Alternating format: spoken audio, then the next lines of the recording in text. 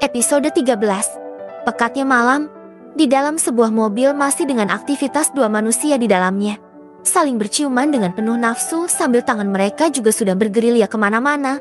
Bahkan pakaian mereka juga sudah berantakan. Franklin mencium tengkuk Fanny dan menggigitnya membuat simpunya mengerang dengan tubuh menggeliat. Tangan satunya berusaha membuka resleting, celana, meloloskan benda keramat yang teramat-teramat karena sudah 3 tahun vakum dari aktivitasnya. Mungkin baru beberapa hari lalu benda keramat itu dipakai kembali, dan sepertinya saat ini juga sudah tidak tahan untuk tidak segera menyemburkan lava pijahnya yang hangat itu. Kecanduan tubuh wanita miliknya, ya Franklin sudah mengklaim bahwa Fanny adalah miliknya ketika beberapa hari yang lalu dia telah menebarkan benih ke dalam ladang yang hangat itu. Malam itu adalah malam pertama kali untuk Franklin melakukan tanpa pengaman. Biasanya dia selalu membawa benda yang elastis seperti balon yang sering dipakai anak kecil bermain. Tapi beberapa waktu lalu pria itu tidak menggunakannya karena memang tidak ada stok. Maklum Franklin sudah tidak memiliki stok pengaman karena dia telah berhenti dari kegiatannya itu. Fanny melenguh ketika Franklin semakin intens menciumnya. Jujur Fanny begitu menikmati setiap sentuhan yang diberikan oleh pria Casanova ini. Tapi dia selalu menerima sentuhan itu dengan hati dan perasaan. Bukan hanya karena nafsu belaka. Fanny melepaskan ciuman itu ketika Franklin akan melakukan penyatuan.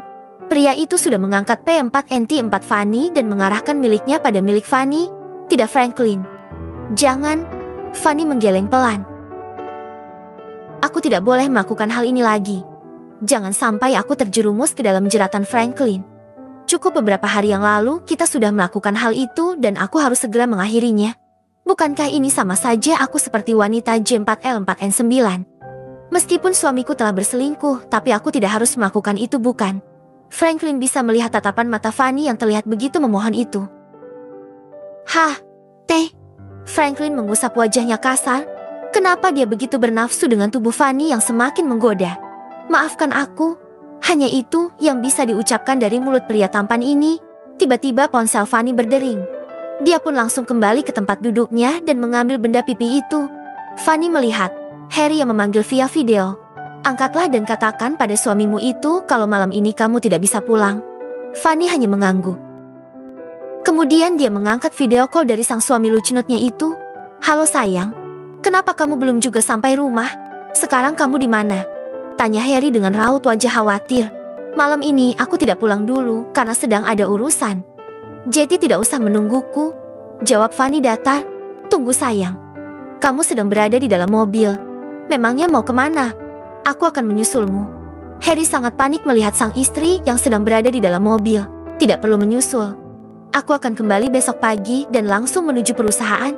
Sudahlah, aku tutup teleponnya. Fanny mematikan panggilan itu. Dasar pria BR3X3K. Franklin tertawa melihat Fanny yang mengumpati ponselnya. Hei, kenapa kamu tertawa? Senang sekali melihat sahabatnya yang kesusahan dan sakit hati. Seru. Sunny tidak terima. Siapa yang senang? Justru aku akan membantumu. Aku hanya senang melihatmu yang sudah tidak bersedih lagi. Teruslah tersenyum seperti itu. Aku menyukainya. Franklin menyentuh pipi Fanny dan mengelusnya. Franklin, jangan membuatku bergetar lagi. Aku bukan wanita yang pantas untukmu. Meskipun Fanny masih selalu menerima setiap sentuhan pria di sampingnya ini, tapi wanita cantik itu merasa bahwa Franklin hanya suka melakukan itu. Seperti dulu setiap kali mereka berciuman.